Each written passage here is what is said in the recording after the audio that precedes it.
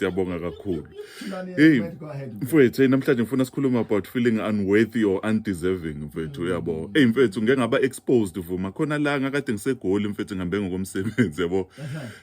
Khona enye inkampani engizokuyisebenzisa masifika lapha e-airport OR, yabo. So mangifika, mfowethu, kade bangigcina because I was upset with the service ababenginikeze yona. So mase ngifika lapha kuthiwe Mr. Gumeda sakwazi, mfowethu, yabo lento leyo bese ngithi hayi nokufanele bafethu i-service enanginika yona ngiyithandanga, yabo. Ahleke lo mfowethu lo osewindini ebese thatha imininingwane yami ayongena kwelinye office, mfethu, yabo. Ayisho ukuthi uma sebuya, mfethu, abuye ephethe omunye ukhiya wemoto, yabo. Ngibe nokuthuka because ngiyayibona ibrand, yabo.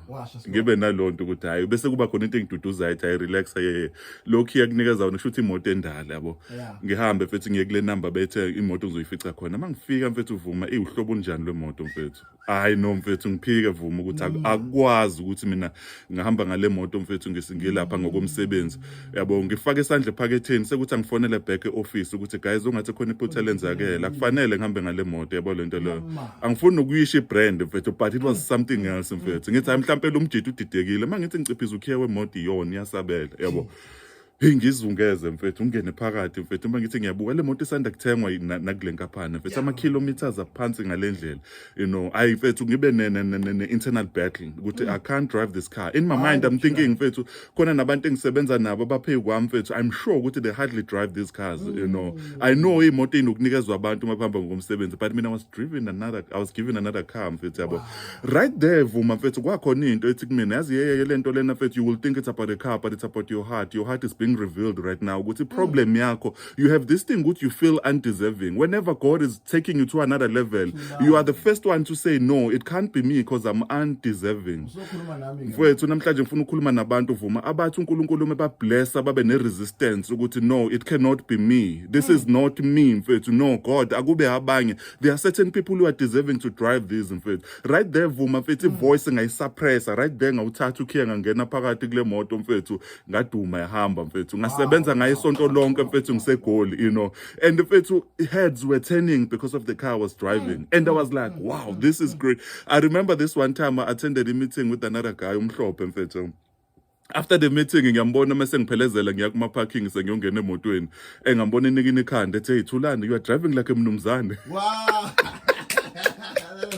You know, so mfethu, you see, when God is taking you, mfethu, ungabike umuntu ozoresista the thing that God is doing in your life, mfethu, yabo. Vuma salapho, mfethu, khona abantu uNkulunkulu abablesse ngama relationships, mfethu, ayizibusiso, vuma, but they are the first one to feel unworthy, undeserving, mfethu. Khona abantu, vuma, banukubezwa bese bancane, mfethu, kodwa manje uNkulunkulu sebanikeze ama partners, ama blessings, but they still feel like I'm unworthy, I'm undeserving. This person enginayo, mfethu, is too good, yabo. Abanye, mfethu, banakho ukuthi behleze bebuka izici zabo engimubi angimuhle, you know, this, yabo. They are forever beating themselves, mfethu, abakwazi uku-embrace blessings. Abanye muthandana nabo kufana njalo uhlezi uba affirma because they feel like, why engithanda lona, buka isici sami, nginekhanda elikhulu, nginendlebe ezinkulu, you know. They are forever beating themselves down, mfethu, yabo lento leyo. So I want to talk to people abazofunda, mfethu, uku-embrace whatever blessings that God is giving them, mfethu. Abanye abantu they are successful, mfethu. Khona i-interview engake ngayibona between u-Oprah